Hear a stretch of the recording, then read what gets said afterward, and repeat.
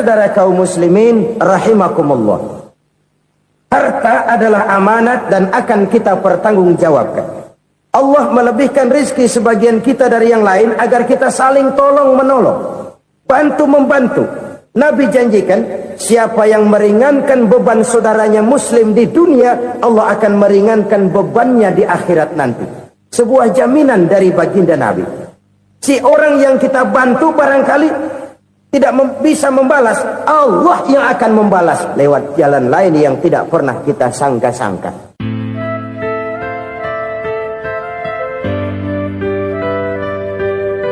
Selalu berusaha menyimpan sesuatu yang bisa membawa manfaat, baik untuk dirinya, untuk anak cucunya, maupun untuk keluarganya, untuk masa kini dan masa depannya.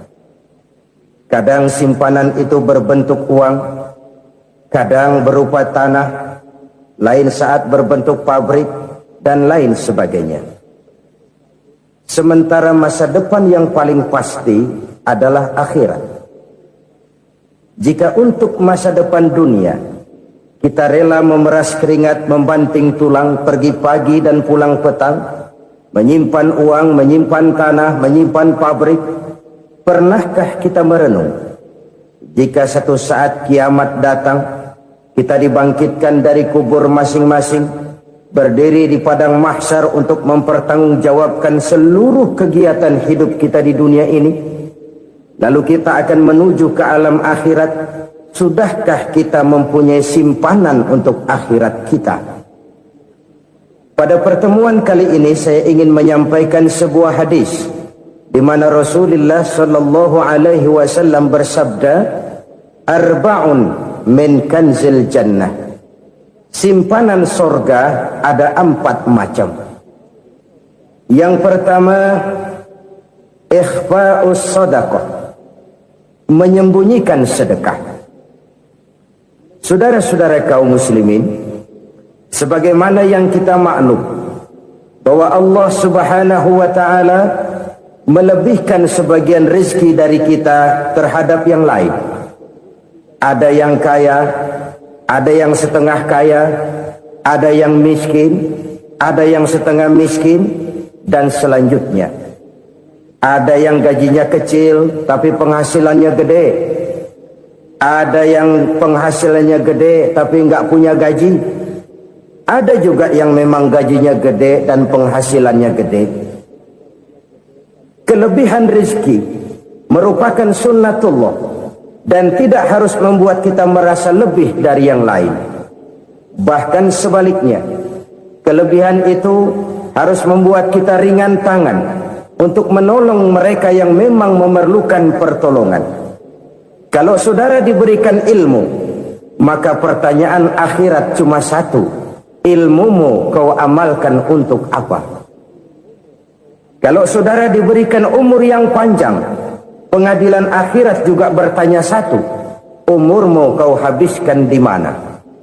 Tapi kalau saudara diberikan harta, pengadilan akhirat akan bertanya dua: hartamu kau dapat dari mana? Kau belanjakan kemana? Dari mananya ditanya, dan kemananya juga ditanya. Oleh karena kita akan dimintakan pertanggungan jawab, maka amanah yang bernama harta ini harus kita gunakan dengan sebaik-baiknya. Ada penggunaan yang merupakan kewajiban, itu zakat namanya. Ada penggunaan yang sewaktu-waktu, itu infak namanya. Ada yang lebih sewaktu-waktu lagi, dan itu sedekah namanya. Zakat dia terikat oleh haul dan nisab, oleh putaran batas waktu dan ukuran dari harta itu sendiri. Sedangkan infak terikat oleh situasi dan kondisi perekonomian seseorang. Sedangkan sedekah tidak terikat dengan apapun. Dalam kondisi seperti apapun kita bisa melakukan sedekah dengan yang terkecil sekalipun. Sampai-sampai Rasulullah sallallahu alaihi wasallam mengajarkan, la tahqiranna minal ma'rufi syai'an walau an talqa akhaka biwajhin talik. Atau ada hadis, tabassumuka fi wajhi akhika laka sedekah. Senyumanmu kepada temanmu adalah sedekah. Jadi untuk melakukan sedekah tidak harus dalam berbentuk uang.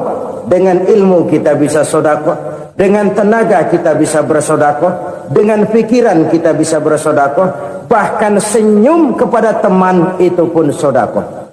Jadi kalau sedekah dengan uang memang belum punya uang, nyengir aja banyakin. Itu asal pada tempatnya, jangan lalu ketemu tiang listrik cengengesan. Tentu tidak pada tempatnya dan tidak wajar. Nah, sedekah yang paling dicintai Allah adalah sedekah yang disembunyikan. Artinya jauh dari sifat riya. Kan kadang-kadang ada orang sedekah itu disebutkan namanya. Apa tidak bagus? Kalau memang niatnya ikhlas, ya bagus-bagus saja. Untuk memberikan sugesti kepada yang lain. Si Fulan bin Fulan nyumbang sekian, diumumkan. Boleh kalau niatnya untuk memberikan rangsangan kepada yang lain supaya dia menyumbang lebih besar dari orang tadi. Tapi kalau itu mendatangkan riya, maka sedekah yang paling dicintai Allah adalah sedekah yang disembunyikan. Tangan kiri saja tidak tahu apa yang diberikan oleh tangan kanan. Sedekah yang dilakukan dengan ikhlas akan merupakan perbendaharaan surga, tersembunyi dari pandangan orang lain, tidak seorang pun tahu. Karena memang sikap yang baik adalah melupakan kebaikan dan mengingat kesalahan. Itu salah satu ciri orang bahagia. Orang yang selalu mengingat kesalahannya dan berusaha melupakan segala kebaikannya. Kalau dia akan berada kebaikan, dia tidak bisa ikut, dia merasa rugi karena dia merasa belum pernah berbuat baik. Tapi kalau akan melakukan kesalahan baru, dia ingat kesalahan yang sudah-sudah, sehingga terhalang baginya untuk melakukan satu kesalahan baru. Demikianlah saudara-saudara, bahwa Allah melebihkan rizki sebagian kita dari yang lain, agar terjadi tolong-menolong dalam kehidupan ini. Jadi kesenjangan yang nature, kesenjangan yang alami, itu sunnatullah. Ada yang kaya, ada yang miskin, ada yang kelas menengah. Nah, kenapa lalu sekarang kita berusaha mengentaskan kemiskinan? Oleh karena adanya kesenjangan struktural. Kalau yang kaya bisa semakin kaya, kenapa yang miskin tidak bisa naik jadi ikut sedikit kaya? Sebab pada dasarnya Islam adalah agama yang sejak turunnya sudah berupaya memerangi kemiskinan. Bahkan dikatakan kemiskinan itu mendekatkan kepada kekufuran. Orang kalau miskin udah dekat banget sama kafir. Gampang menjadi kafir. Berapa banyak saudara-saudara kita yang oleh karena soal perut, oleh karena soal materi, terpaksa meninggalkan dan menanggalkan akidahnya. Menjual petunjuk yang diberikan Allah dengan kesenangan dunia yang cuma sebentar ini. Na'udzubillah, thumma na'udzubillah. Jadi makin kita sembunyikan satu sedekah, semakin banyak perbendaharaan kita di surga. Sedekah yang paling dicintai Allah adalah sedekah yang disembunyikan. Malahan ada seorang sufi, dia punya kebiasaan kalau pergi sholat Jumat dia bawa uang, itu uang dia taruh di bawah tikar masjid. Dia niat sedekah kepada siapa saja yang nemuin itu duit. Maksudnya apa? Supaya yang nemuin nggak tahu siapa yang punya duit. Demikian dia saking ingin menyembunyikan sedekahnya. Karena sifat riya itu bisa memakan amal kita sendiri. Riya itu termasuk menyebut-nyebut kebaikan kita. Orang yang suka nepuk dada, sedikit-sedikit ngitungnya kalau nggak gua. Tuh kalau nggak gua tuh yang belah situ, kalau nggak gua. Iya, kalau nggak lu kenapa emang? Orang yang suka menepuk jasad, tuh biasanya memang begitu, saudara-saudara. Kalau perang lagi berkecamuk, orang nggak sempat ngaku jadi pahlawan. Tapi begitu perang selesai, yang kagak kenal bedil ngaku pahlawan, mas. Itu sesuatu yang biasa. Oleh karenanya, orang-orang yang ikhlas dalam bersedekah, disembunyikannya sedekah itu Allah cinta betul. Malahan ada hadis memberikan jaminan, inna sedaqatal mar'il muslimi tazidu fil umri wa tadfa'u mitatas su'i. Sesungguhnya sedekahnya seorang mukmin tazidu fil umri, bisa menambah umur panjang, wa tadfa'u mitata su'i, dan menyelamatkan manusia dari mati secara su'ul khatimah. Jadi siapa yang kepengen panjang umur, banyaklah sedekah. Yang bosan hidup, pelit terus. Sedekah menambah panjang umur dan menyelamatkan manusia dari mati secara su'ul khatimah. Pak, katanya umur itu nggak bisa ditambah, nggak bisa dikurangin. Kapan? Kalau ajal sudah datang. Fa idza jaa ajaluhum la yastakhiruna sa'atan wa la yastaqdimun. Kalau ajal datang tidak bisa dimajukan, tidak bisa dimundurkan. Itu kalau ajal sudah datang. Tidak bisa lagi umur ditambah dikurangi, sudah datang. Tapi kalau belum datang, itu kan haknya Allah. Mau ditambah, mau dikurangi, hak prerogatif Allah. Sebagai pencipta manusia, Allah Maha Kuasa dan Maha Mampu. Sedekah ini menambah panjang umur dan menyelamatkan manusia dari mati secara su'ul khatimah. Itu orang mati kan sama ya, kondisinya mati, nggak nafas. Tapi hakikat mati kan lain-lain. Ada yang mati itu husnul khatimah, baik akhirnya.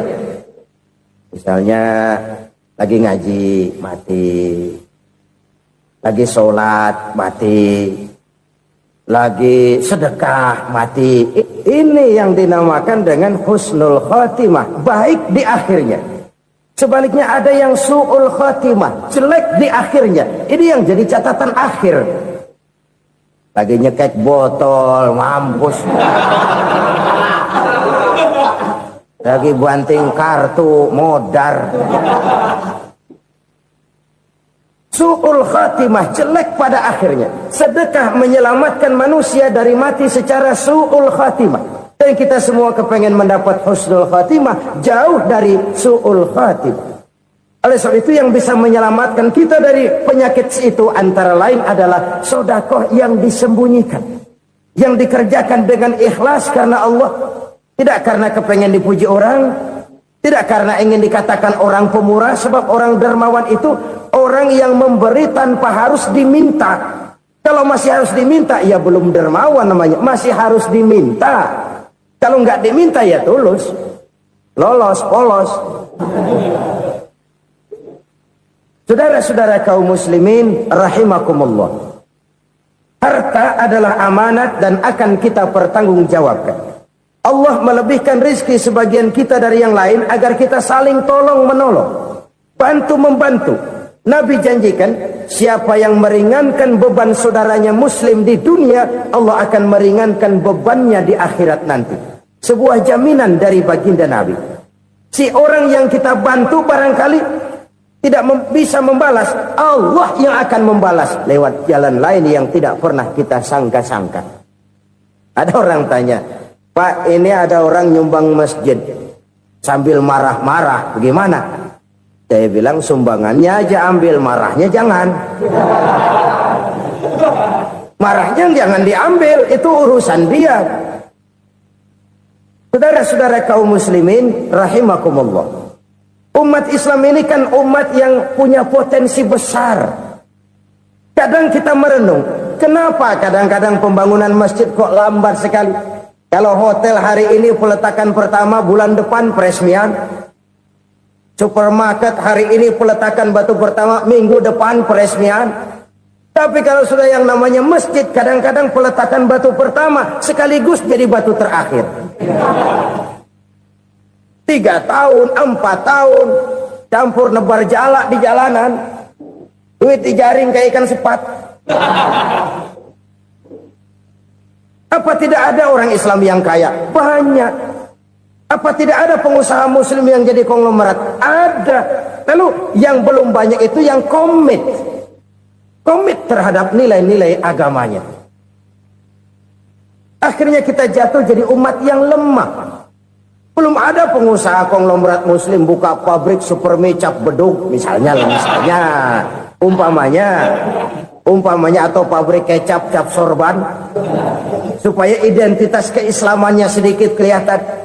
Kita jatuh jadi umat yang lemah karena potensi tidak terinventarisir dengan baik. Kita ini ibarat kompor yang cuma matengin nasi orang lain. potensi kita dimanfaatkan oleh orang lain. Ukhuwah Islamiyah kita baru terbatas kepada silaturahmi. Ukhuwah di bidang ekonomi kita lemah, ukhuwah di bidang kebudayaan kita lemah, apalagi ukhuwah di bidang politik kita lebih rapuh lagi. Padahal ukhuwah itu adalah totalitas kehidupan manusia, menyangkut ipolek sosbud, memerlukan nilai-nilai ukhuwah. Jadi oleh karena itu mari kita menyadari, di dalam harta kita, walaupun kita yang cari, pergi pagi, pulang sore, peras keringat, banting tulang, di sana ada harta anak yatim. Di sana ada hak masjid. Di sana ada hak pesantren. Di sana ada hak jihad. Berbahagialah seseorang apabila dia oleh Allah dijadikan keran. Keran itu menyimpan air, tapi tidak untuk dirinya, tapi disalurkannya kepada mereka yang memang memerlukannya. Saudara-saudara kaum muslimin rahimakumullah, ini yang pertama. Jadi perbendaharaan surga adalah menyembunyikan sedekah. Orang lain nggak tahu, kita pun nggak pernah ngitung-ngitung.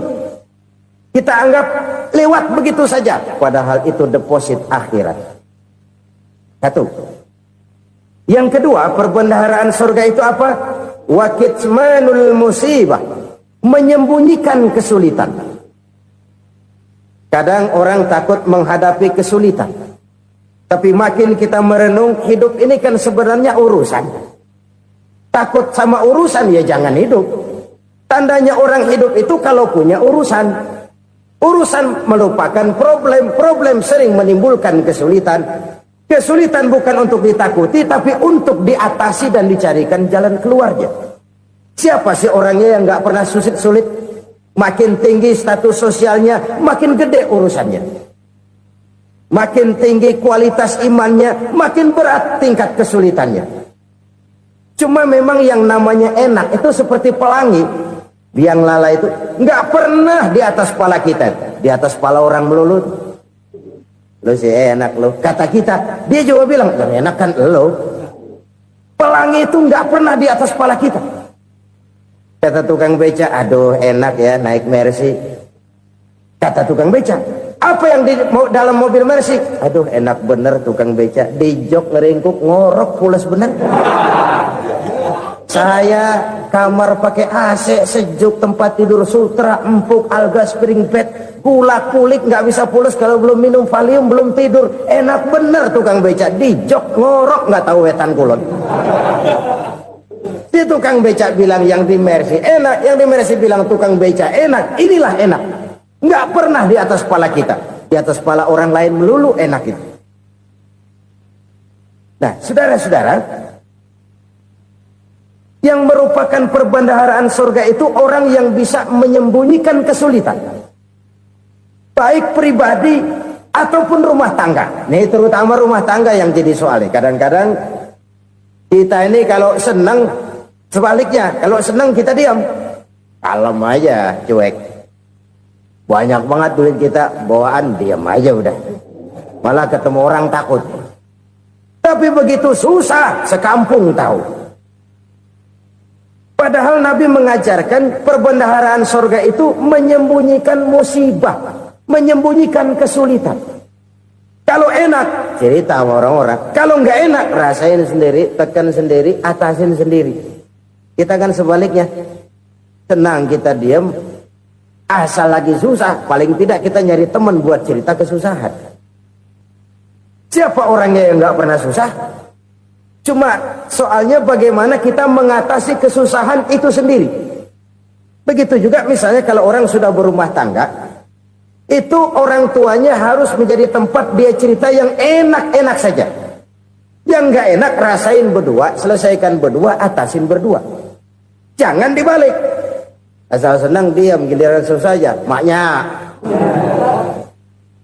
laporan. Terbalik. Bisa menjaga security informasi.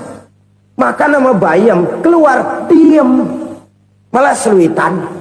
Enak amat lu makan daging ayam. Security informasi. Saudara-saudara kaum muslimin rahimakumullah, ujian yang terberat itu yang pernah diberikan kepada para nabi, para rasul, para aulia, para ulama, makin tinggi keimanan, makin berat bentuk kesulitan. Ayo saya kemukakan satu contoh saja. Ada seorang nabi yang kaya, nabi kaya, namanya Nabi Ayub. Iblis kalau orang begini kan keki, ibadahnya rajin, kaya. Nih yang kayak begini susah digodain. Kalau ibadahnya rajin, miskin, kali bisa disogok. Sini imannya mantap, ibadahnya rajin, kaya, nabi lagi. Oh, tapi namanya iblis, nggak kurang akal. Laporan, Tuhan, kenapa Les? Ya ini bahasa saya, bahasa Qurannya sih nggak gitu. Itu hambamu yang namanya Ayub, dia rajin ibadah cuma karena dikasih kaya aja. Coba kasih miskin dia, berhenti dia sembahyang. Ah, kamu bisa aja. Saya tahu Ayub itu hambaku yang ikhlas. Saya buktiin Tuhan, silahkan. Dibuktiin lah, iblis turun ke alamin. Yang mula-mula dia lakukan, dia rusak sawah ladang Nabi Ayub. Dia binasakan binatang ternak Nabi Ayub. Sehingga dalam waktu singkat, jatuhlah Nabi Ayub dari orang paling kaya jadi orang paling miskin. Beliau masih ibadah di mihrab dalam masjid. Datang iblis. Saudara Ayub, ya. Lagi ngapain? Ibadah. Nyembah Allah, nyembah Allah. Oh, percuma. Kenapa? Tuhan yang ente sembah nih, dia udah bikin miskin ente. Sawah ladang ente hancur lebur, binatang ternak binasa. Sekarang ente jadi orang paling miskin. Ngapain nyembah Tuhan kayak begitu? Tekor. Udah berhenti dah ibadah, berhenti ibadah. Ini iblis sama Tuhan laporannya lain, yang dikerjakan kepada Nabi Ayub juga lain. Benar begitu iblis, kata Nabi Ayub. Iya, sawah ladang saya habis, buras. Binatang ternak saya binasa, binasa. Saya miskin, bangpak. Apa jawab Nabi Ayub? Bukan innalillahi, ini hebat. Alhamdulillahillazi a'tani wa akhza minni. Segala puji bagi Allah yang telah memberikan harta kepada saya dan sekarang mengambilnya lagi. Alhamdulillah. Allah yang ngasih, Allah yang ambil. Itu mah urusan Allah. Iblis cuman ibadah jalan terus, sujud lagi Nabi Ayub. Iblis seleher gondok banget. Dasar Nabi nggak mempandai apa-apain. Miskin malah alhamdulillah. Allah yang ngasih, Allah yang ngambil. Jadi kalau kita tidak komit, kita tidak terikat kepada kaya, miskin, senang, susah, apa yang bisa bikin kita susah? Jadikan kekayaan, kemiskinan, jadikan senang, susah sebagai anak buah yang bisa kita atur. Jangan kekayaan ngatur kita, jangan kemiskinan ngatur kita. Kita yang harus mengatur mereka. Senang, susah, kaya, miskin, bahagia, sengsara, jadikan itu anak buah yang bisa kita atur. Kalau sekarang kita kaya, lain saat boleh jadi kita miskin, semiskin-miskinnya. Allah yang ngasih, Allah yang ngambil. Tenaga mana yang bisa menghalangi? Ibadah jalan terus. Iblis makin gondok. Dasar Nabi loh. Akhirnya apa? Nabi Ayub dikerjain, diberikan penyakit. Demikian fatal penyakitnya. Bayangin, udah miskin sakit. Masya Allah. Miskin sakit. Sakitnya nggak lama, kira-kira 16 tahun. Istrinya 3, 2 mental minta ceraiin. Ngerawatin laki bengek begini. Senang belum tentu, susah udah pasti nih. Cerai aja, cerai dah. Cerai. Tinggal satu Siti Rahmah yang setia menemani beliau. Sesetia-setianya hati perempuan. Satu saat Siti Rahmah bilang, "Bang, iya, abang kan Nabi bang. Lalu, namanya Nabi kan doanya jarang meleset bang. Maksud kamu minta kenapa sih sama Tuhan biar abang sembuh baik dah bang?" Siti Rahmah, iya. Saya sakit berapa tahun sih dah? 16 tahun bang. Sebelum ini saya sehat berapa tahun? Ya kira-kira 60 tahun bang. Nah coba ente banding-bandingin Rahmah. Saya dikasih sehat 60 tahun. dikasih sakit 16 tahun, sudah nggak sabar mau doa kepada Allah minta sembuh. Saya malu kepada Allah.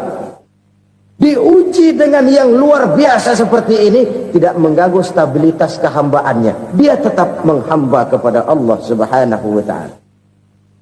Saudara-saudara kaum muslimin rahimakumullah, kunci menghadapi kesulitan itu apa? Allah jelaskan dalam satu ayat, wa basyiris sabirin alladzina iza asabathum musibah qalu inna lillahi wa inna ilaihi raji'un. Gembirakan orang-orang yang sabar. Siapa mereka itu? Yang apabila mendapat musibah mereka kembali kepada keyakinan dasar, segalanya dari Allah dan segalanya akan kembali kepada Allah.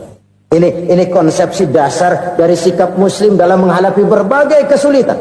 Segalanya dari Allah, segalanya akan kembali kepada Allah. Kalau ini sudah kondisi dasarnya, maka kita akan lapang menghadapi kenyataan bagaimanapun pahitnya.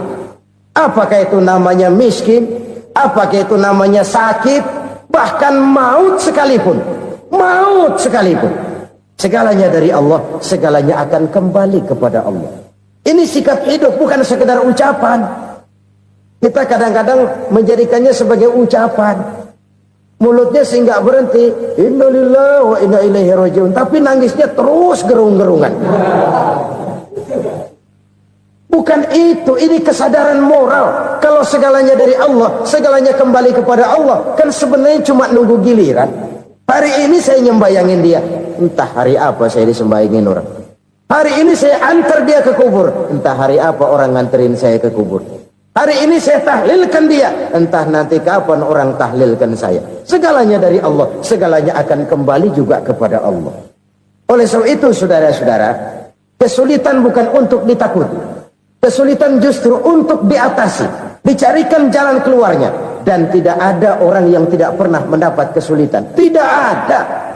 Semakin tinggi status sosial, semakin tinggi kualitas keimanan, semakin besar juga tingkat kesulitan. Hanya saja bagaimana cara kita mengatasinya. Dan Al-Quran menyatakan, inna ma'al usri yusra.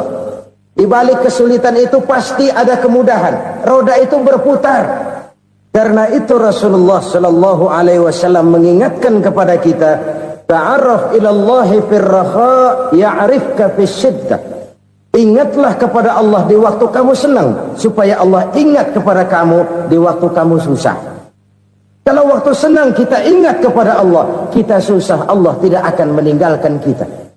Tapi kalau waktu senang kita jauh dari Allah, sujud tidak sempat, dengan masjid jauh, ketika senang kita lupakan Allah. Nanti begitu kita susah, Allah lupakan kita. Dan itu menyakitkan. Oleh karena itu orang-orang tua kita dulu bilang, kalau lagi sehat ingat-ingat lu bakal sakit nanti. Kalau lagi kaya ingat-ingat satu saat kita bakal jatuh miskin. Bahkan kalau lagi muda ingat-ingat kita bakal tua. Dan yang terpenting, kalau lagi hidup ingat-ingat kita bakal mati. Saudara-saudara kaum muslimin rahimakumullah. Jadi yang kedua yang merupakan perbendaharaan surga, menyembunyikan musibah. Saudara-saudara kaum muslimin rahimakumullah. Hal ketiga yang merupakan perbendaharaan surga adalah wasilatur rahmi. Orang yang suka bersilaturahmi. Sebagaimana yang kita maklum bahwa manusia adalah makhluk yang disebut zon politika. Makhluk sosial yang tidak mungkin hidup sendiri-sendiri. Betapa dan siapapun kita memerlukan orang lain.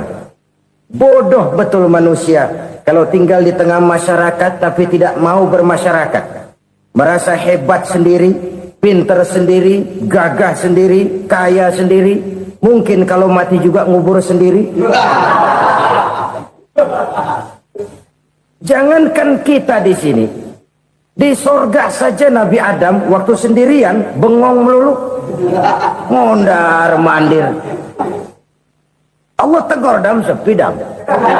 Ya ini kalau bahasa saya.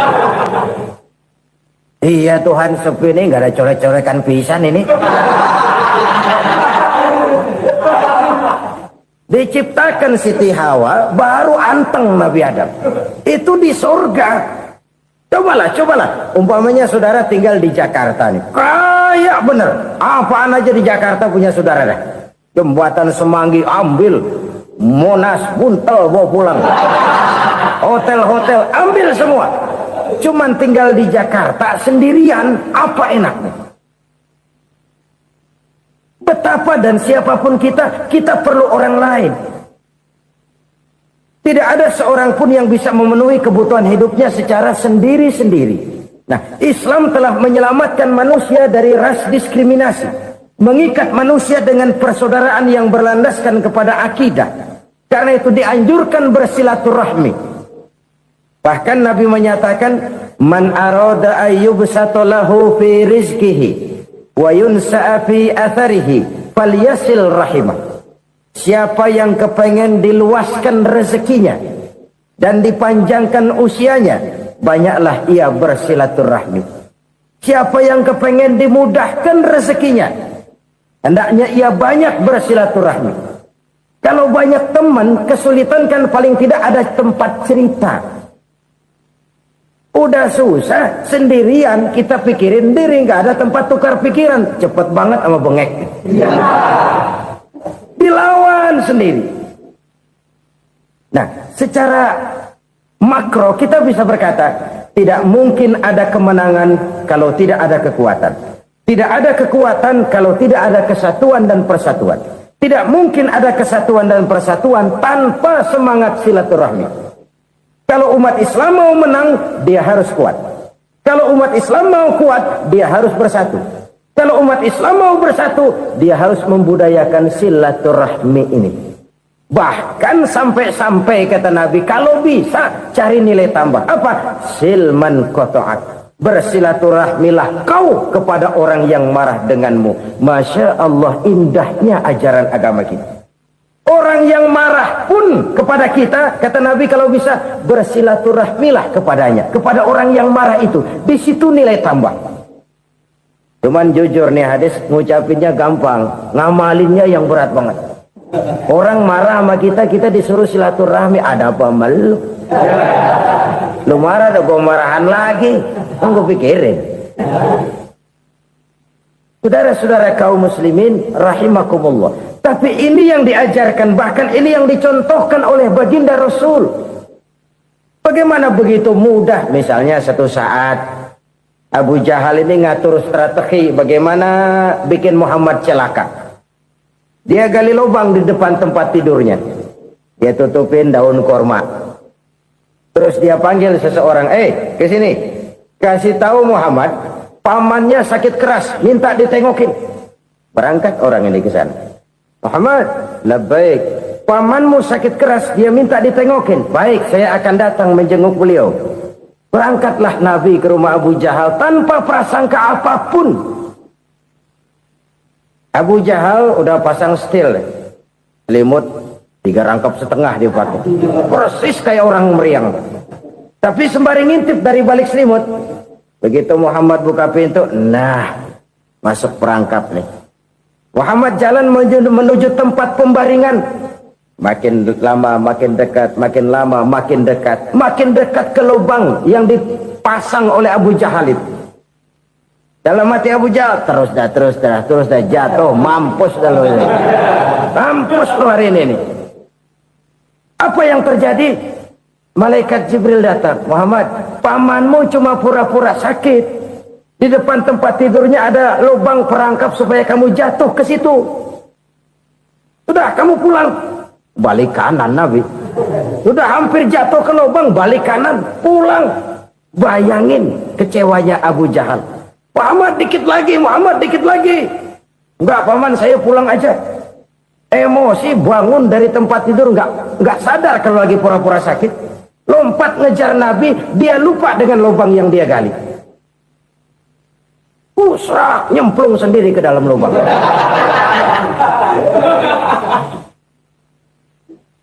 Nabi terus berlalu. Ini terjadi keanehan. Jatuh ke lubang yang dia gali itu sebenarnya nggak terlalu dalam ya, antara 3-4 meteran lah. Tolong saya jatuh ke lubang ini. Datanglah pelayan-pelayannya itu. Angkat saya dari sini. Oh, yang ngulurin tambang.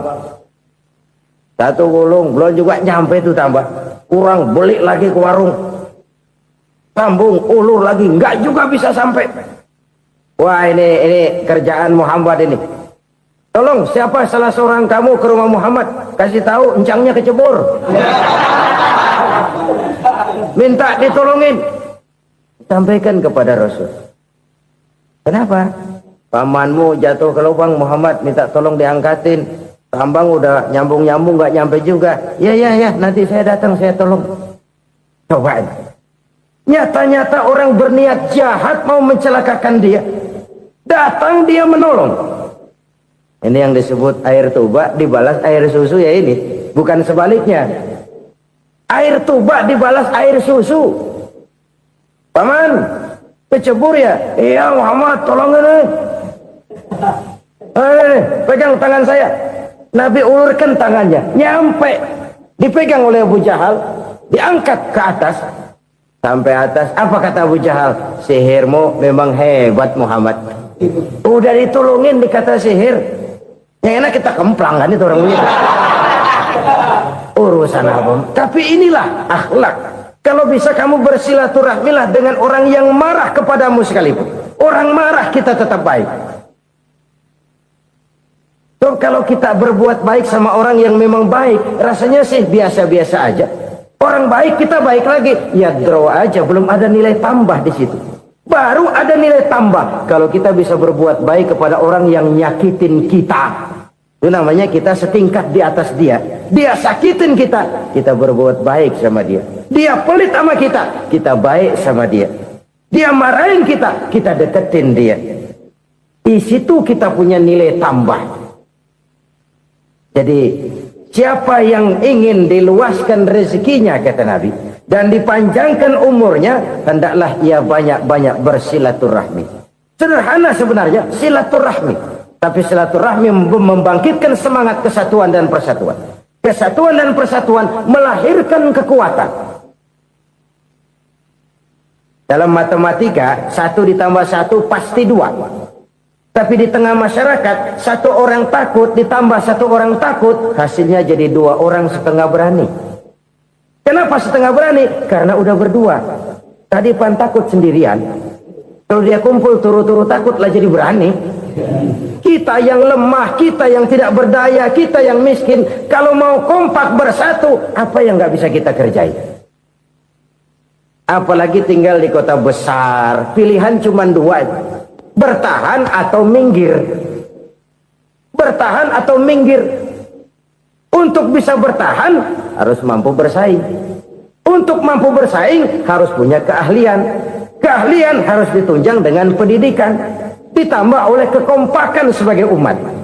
Udah miskin mencar mulu, orang injak kita. Orang nggak pandang urusan apa malu. Oleh karena itu silaturahmi pada hakikatnya merupakan roh dari ukhuwah yang diajarkan oleh agama kita. Bagaimana Islam menyelamatkan masyarakat manusia dari ras diskriminasi, mengikat manusia, dan tidak ada persaudaraan yang lebih indah selain persaudaraan yang diikat dengan nilai-nilai akidah. Sepanjang orang di jalan Allah, itulah saudara kita. Keluar dia dari jalan Allah, selesailah persaudaraan sampai di situ. Karena itu, kalau ingin menyimpan sesuatu di surga, banyaklah bersilaturahmi. Datang ke rumah ini, datang ke rumah itu, dan lain sebagainya. Itu simpanan kita di akhirat nanti. Ini yang ketiga. Saudara-saudara, yang keempat, perbendaharaan surga itu apa? Wa qawlu la hawla wa la quwwata illa billah. Ucapan la hawla wa la quwwata illa billah. Ibadah kan ada yang berat, modalnya besar. Bangun masjid berat, modalnya besar. Bangun rumah sakit berat, modalnya besar. Ada ibadah yang berat, tapi modalnya ringan. Misalnya puasa. Puasa itu berat, mengendalikan nafsu. Kalau sekedar nggak makan nggak minum sih enteng, mengendalikan nafsu. Itu jihad terbesar, tapi kan modalnya ringan, cuma niat saja. Ini ibadah berat, modalnya ringan. Ada ibadah yang ringan, modalnya juga enteng. Seperti termasuk ucapan la haula wa la quwwata illa billah. tanpa sadar. La haula wala quwata illa billah. Nyelengin tuh di surga. Nyelengin, kita nggak terasa. Nyelengin simpenan akhirat. La haula wala quwata illa billah. Nyimpen lagi. Kaget. La haula wala quwata illa billah. Nyimpen lagi. Banyak simpenan.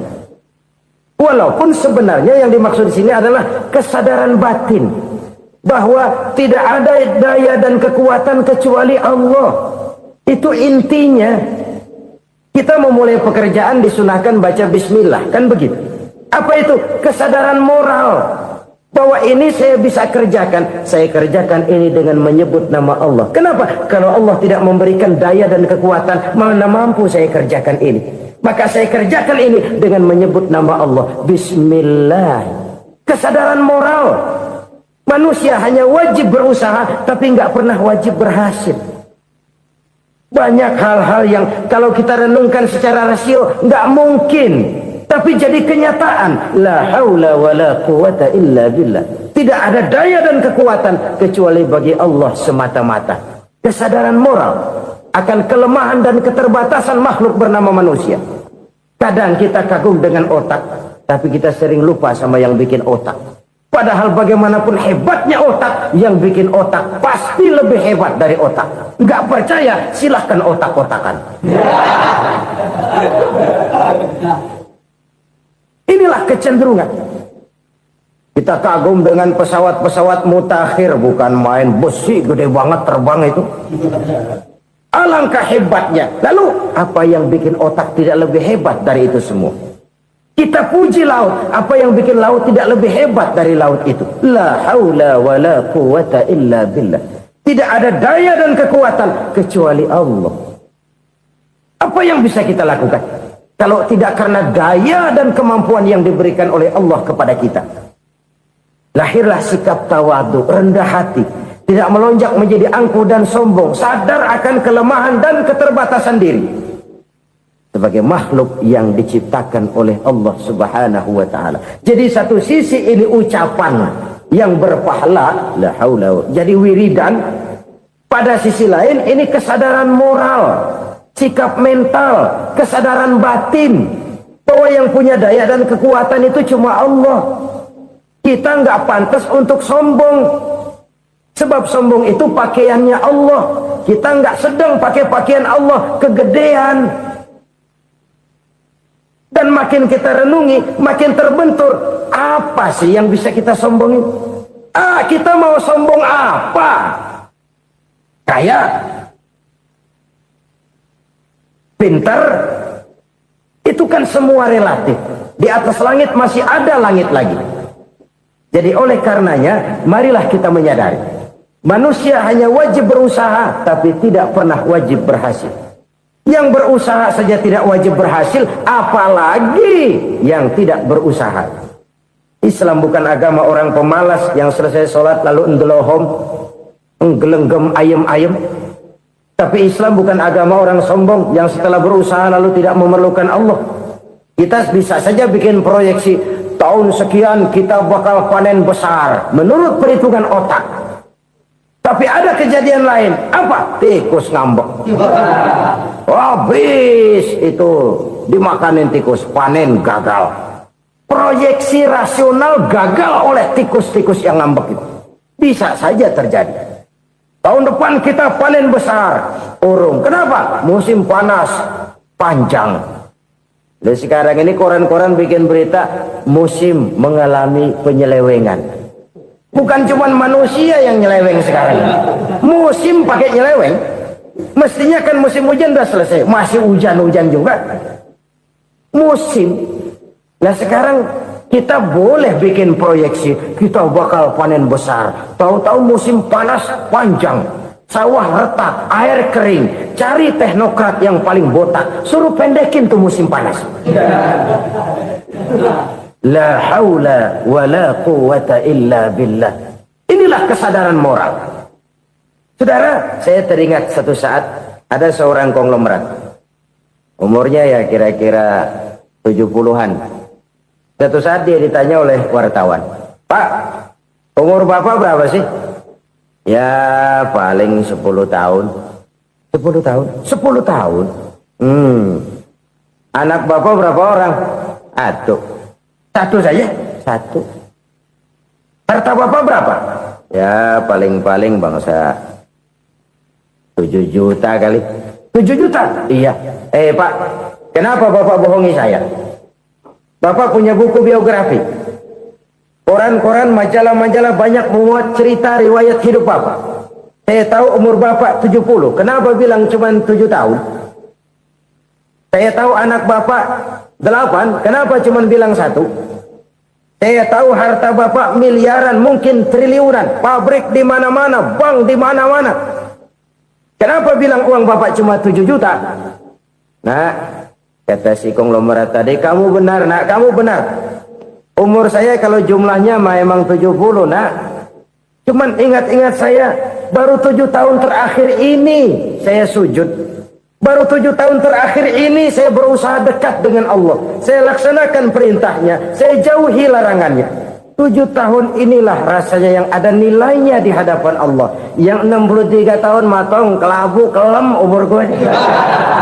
Habis untuk maksiat, untuk munkarat. Maka ketika ditanya tadi, umur saya 7 tahun itu. Oh begitu Pak. Oh iya. Lalu anak Pak.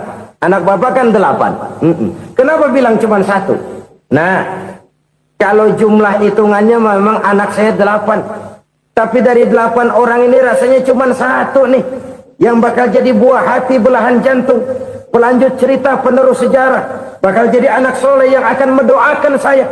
Cuman 1 rasanya anak saya ini yang bakal jadi buah hati saya. Besar-besaran saya. Yang akan mendoakan di kubur saya. Yang akan mendoakan di akhirat saya. Yang 7 orang mana? Masya Allah. Yang 1 tenggeng. Yang 1 nyekek botol mulu. Yang 1 nggak karu-karuan. Makanya saya bilang 1 anak saya yang akan bisa mendoakan saya. Oh begitu Pak. Iya. Nah harta Pak. Harta bapak kan triliunan. Pabrik bapak di mana-mana. Uang bapak hampir di tiap bank-bank besar. Kenapa bilang cuma 7 juta? Betul kau nak. Harta saya kalau jumlahnya memang miliaran, triliunan mungkin. Tapi yang saya ingat baru 7 juta tuh yang saya belanjakan di jalan Allah. Saya nyumbang masjid, saya santuni yatim piatu, saya bantu pembangunan pesantren, saya bantu pembangunan rumah sakit Islam. Itu yang akan saya bawa pulang ke akhirat, yang 7 juta itu. Yang triliunan itu nanti akan diperebutkan oleh anak-anak saya sebagai waris saya. Jadi harta saya 7 juta itu yang bakal nemenin saya di akhirat, yang akan saya bawa pulang jadi teman saya. Saudara-saudara kaum muslimin, jangan-jangan orang tua itu adalah kita-kita ini. Jangan-jangan kita-kita ini adalah orang tua itu. Jangan-jangan itu potret dari diri kita masing-masing. Dari sekian umur yang diberikan Allah, berapa tahun yang ada nilainya di hadapan Allah? Dari sekian anak-anak yang merupakan amanah, berapa yang akan mendoakan kita sebagai orang tuanya menjadi anak soleh? Dari sekian banyak harta yang diberikan Allah, berapa yang akan kita bawa pulang menghadapnya nanti, yang kita belanjakan di jalan Allah? Ini sebuah potret kehidupan. Karena itu kita kembali kepada la haula wa la quwwata illa billah. Kita wajib berusaha, kita wajib berikhtiar. Selebihnya segala daya dan kekuatan hanya milik Allah saja semata-mata. Satu kesadaran batin dari setiap pribadi muslim. Setelah ia berusaha dan berikhtiar, ia menyerahkannya kepada Allah Subhanahu wa ta'ala. Jadi satu sisi ini merupakan wiridan ucapan yang mengandung pahala. Pada sisi lain ini merupakan sikap batin dari seorang muslim di dalam ia menghadapi realitas kehidupan ini. Saudara-saudara kaum muslimin rahimakumullah. Kalau ini kita jadikan satu basis kehidupan, maka ini akan menyelamatkan manusia dari kemungkinan tergelincir menjadi orang yang lupa diri dan lupa darat. Sebab itu Imamul Ghazali berpesan, jadidis safinah fa innal bahra amiq wa khuziz zad fa inna safara ba'id wa khaffifil hamla fa innal hamla syadid. Perbarui selalu kapalmu karena lautan sangat dalam. Bawa bekal yang banyak karena perjalanan ini sangat jauh. Ringankan beban karena kebanyakan beban akan menyakitkan. Alangkah indah kalimat ini, alangkah dalam makna yang terkandung di sana. Perbarui selalu kapalmu karena lautan sangat dalam. Apa artinya ini? Jaga mentalmu baik-baik. Pelihara imanmu baik-baik karena hidup penuh cobaan seperti lautan. Kita kalau berlayar di lautan kan kadang-kadang tenang, angin bertiup sepoi-sepoi basah. Jika malam datang, bintang gemintang bertabur menghias cakrawala. Rembulan memantulkan sinarnya dengan indah. Dalam keadaan begitu berlayar enak. Tapi lain saat ombak menggunung, halilintar menyambar, angin topan bertiup. Berapa banyak sudah saudara-saudara kita yang tenggelam di lautan dunia tanpa sadar bahwa dia belum sampai kepada pantai yang akan dituju. Berapa banyak sudah saudara-saudara kita yang tenggelam di lautan dunia ini tanpa sempat bangkit lagi. Dia menyangka sudah sampai kepada tujuannya. Hati-hati kapal jangan sampai bocor karena lautan sangat dalam. Iman ini jaga baik-baik karena hidup penuh dengan ujian. Wa khuzizat fa inna safara ba'id. Bawa bekal yang banyak karena perjalanan sangat jauh. Saudara mau ke Bandung, bawa duit. Saudara mau ke Surabaya, banyakkan lagi duitnya. Saudara mau ke Mekah, gepokan, iketan tuh duit nggak lembaran lagi. Makin jauh perjalanan, makin banyak bekal yang harus kita bawa. Kalau saudara dari Jakarta mau ke Surabaya, kagak bawa duit berangkat juga, itu sih bukan berani namanya, nekat.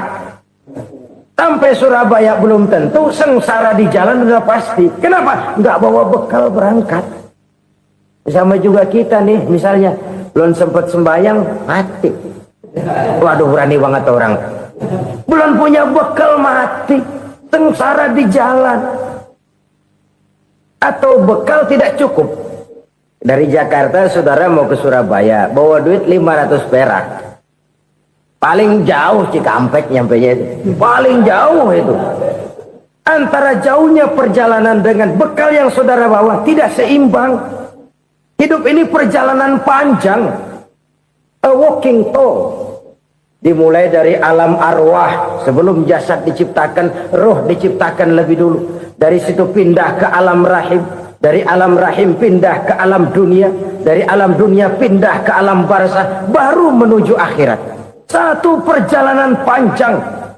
Kalau bekal tidak bawa, sengsara di jalan.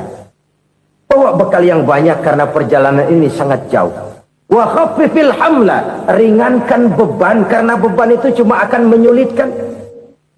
Kalau bekal itu sih keperluan, tapi beban nggak kita perluin, cuma ngeberat-beratin.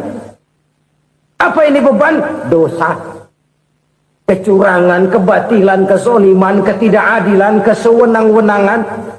Itu akan jadi beban kita di akhirat.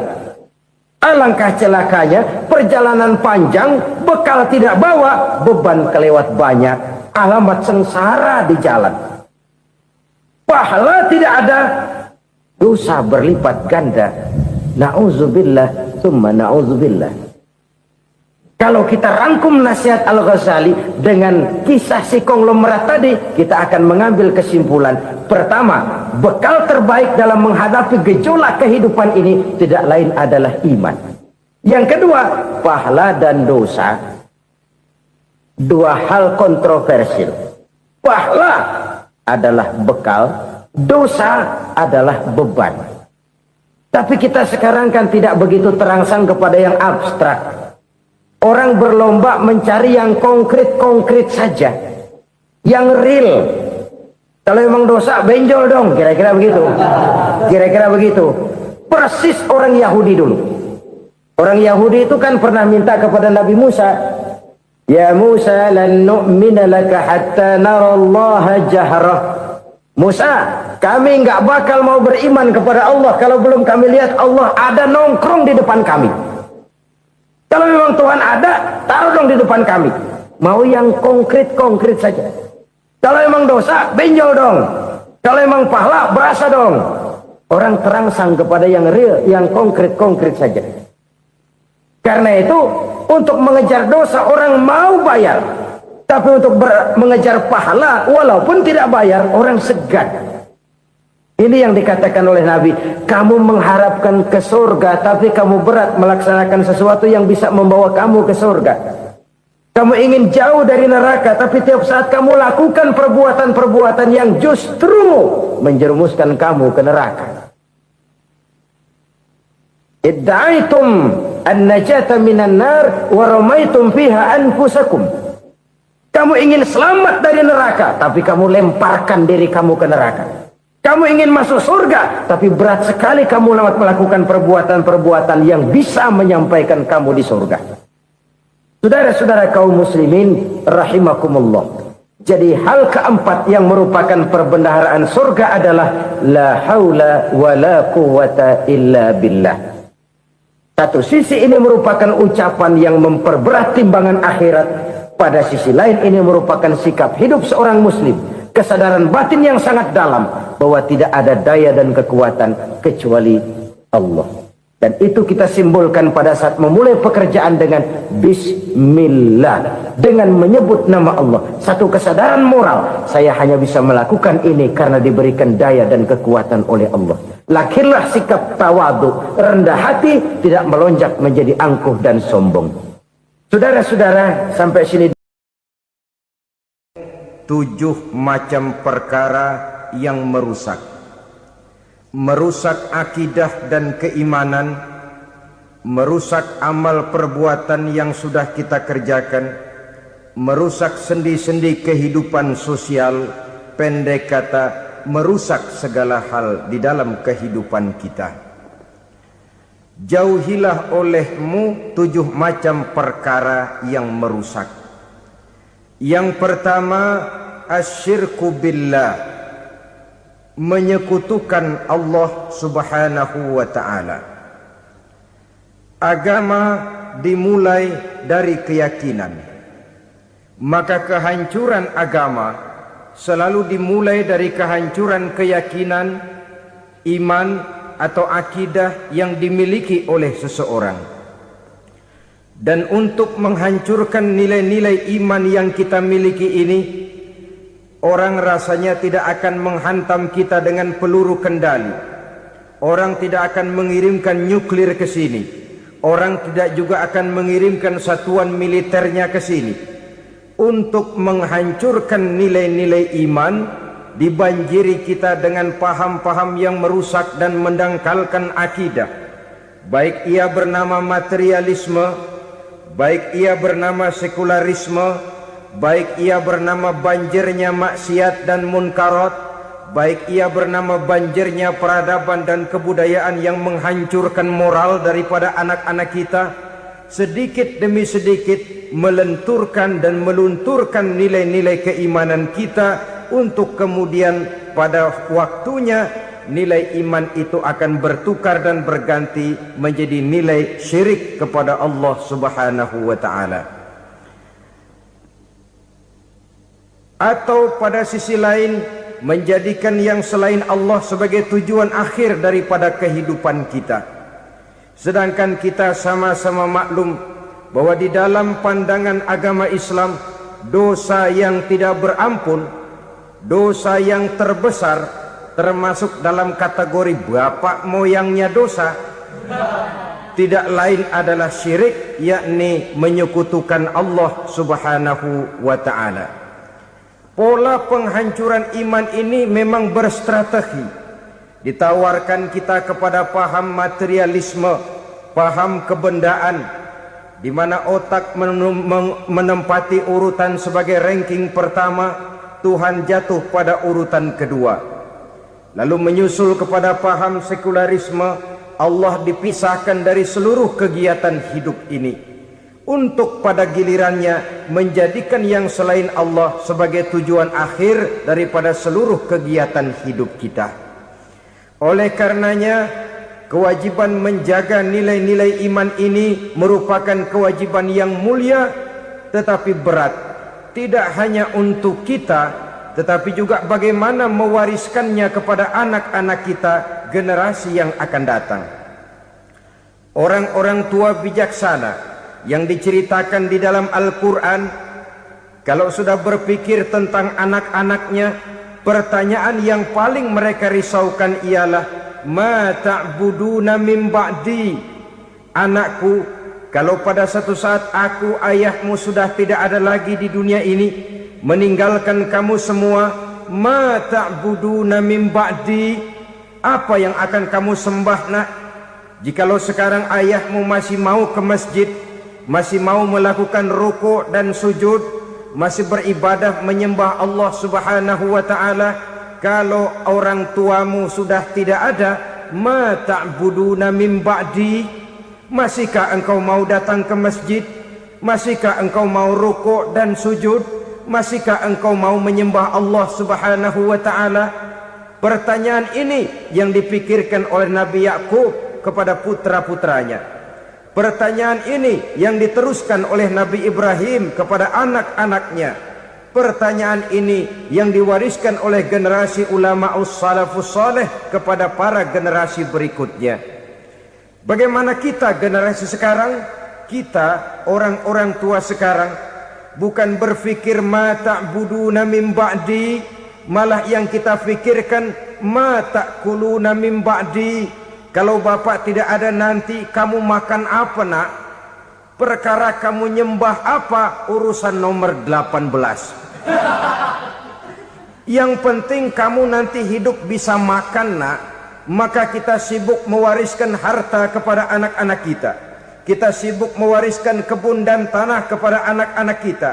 Kita sibuk mewariskan pabrik kepada anak-anak kita, sementara kita lupa mewariskan intan yang paling mahal, mewariskan mutiara yang paling berharga, yaitu nilai iman kepada Allah Subhanahu wa ta'ala.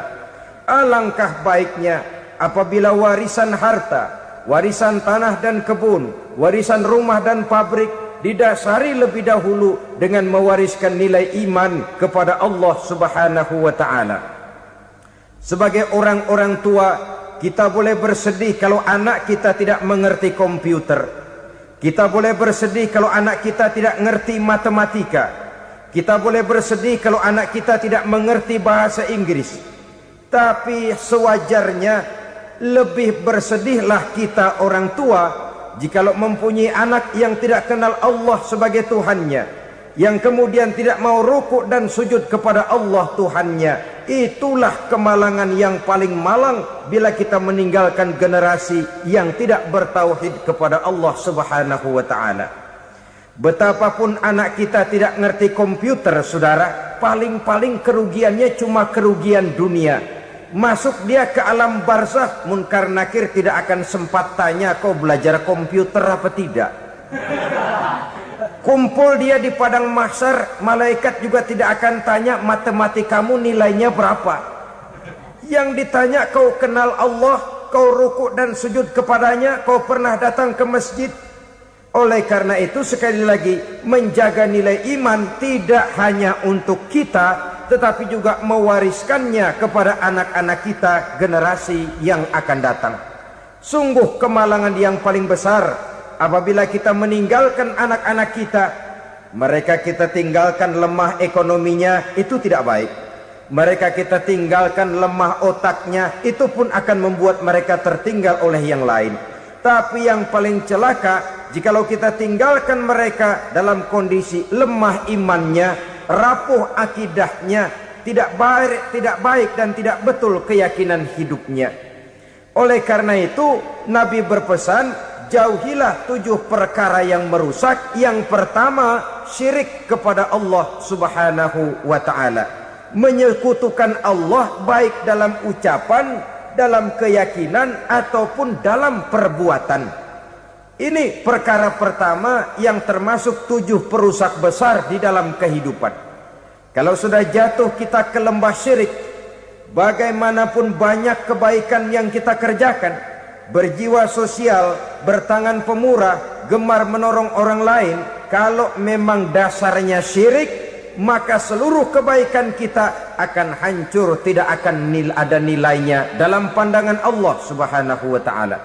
Dalam pandangan manusia, mungkin kita dicatat sebagai orang sosial, gemar menolong orang lain, tidak berpangku tangan melihat orang yang mendapat kesulitan, tapi oleh karena dasarnya syirik, dasarnya tidak mentauhidkan Allah, maka seluruh nilai kebaikan yang kita kerjakan tidak akan ada nilainya dalam pandangan Allah Subhanahu wa ta'ala.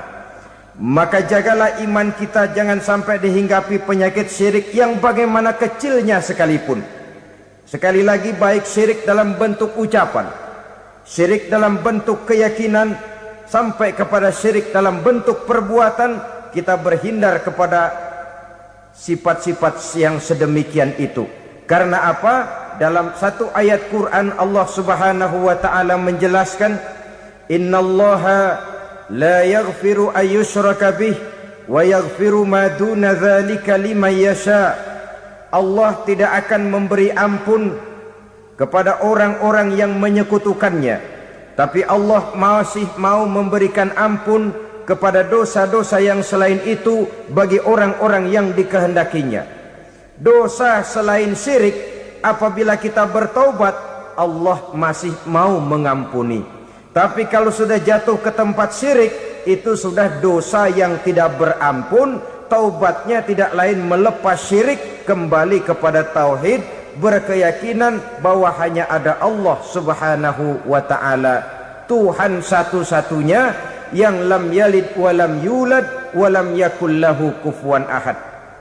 Tidak beranak, tidak pula diperanakkan, dan tidak satupun yang dapat menyerupai Tuhan Allah Subhanahu wa ta'ala.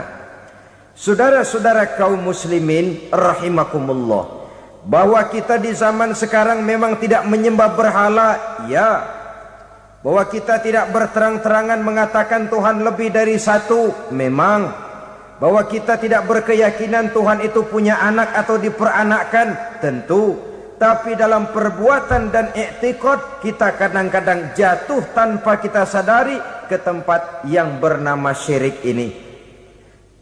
Oleh karenanya, di zaman di mana teknologi makin canggih, di mana kemajuan pembangunan makin menjangkau berbagai aspek kehidupan, diperlukan keseimbangan antara kemajuan fisik material dengan kemajuan mental spiritual. Apabila tidak ada keseimbangan, yang terwujud tentulah kepincangan, yang diawali dengan pincangnya cara kita berpikir, sehingga pada akhirnya akan mengarah kepada pincangnya cara kita berbuat dan bertindak di dalam kehidupan kita. Oleh karena itu Nabi berpesan, jauhilah sifat syirik, karena syirik merupakan dosa yang teramat besar. Ini sifat merusak yang pertama. Yang kedua, kata Nabi, wasihra, jauhilah sihir. Sihir ini juga termasuk perkara yang merusak kehidupan. Kita semua sama-sama maklum bahwa sihir sebenarnya bukan persoalan baru. Sejak sebelum datang Islam, sihir itu sudah ada. Di zaman Yunani kuno, sihir ada. Di zaman Mesir kuno, di zaman Cina kuno, dan yang lain-lain yang serba kuno, sihir itu sudah ada. Bahkan para nabi pun, para rasul yang diutus oleh Allah Subhanahu wa ta'ala, senantiasa berhadapan dengan ahli-ahli sihir untuk menguji kebenaran dari misi yang mereka bawa. Sihir adalah perbuatan di luar kebiasaan yang bisa dikerjakan oleh ahlinya dengan bantuan jin atau setan. Hukum mempelajari sihir adalah haram, mengamalkannya lebih haram lagi. Sebab itu saudara-saudara, sihir merupakan perbuatan merusak yang harus kita jauhi. Ciri-ciri daripada perbuatan sihir, pertama, ia mengandung tipuan, bayangan khayal. Di zaman Nabi Musa misalnya, orang melihat tambang-tambang itu seperti ular. Nabi Musa melayangkan tongkatnya menjadi ular-ular besar yang memakan ular-ular kecil ciptaan tukang-tukang sihir Fir'aun tadi.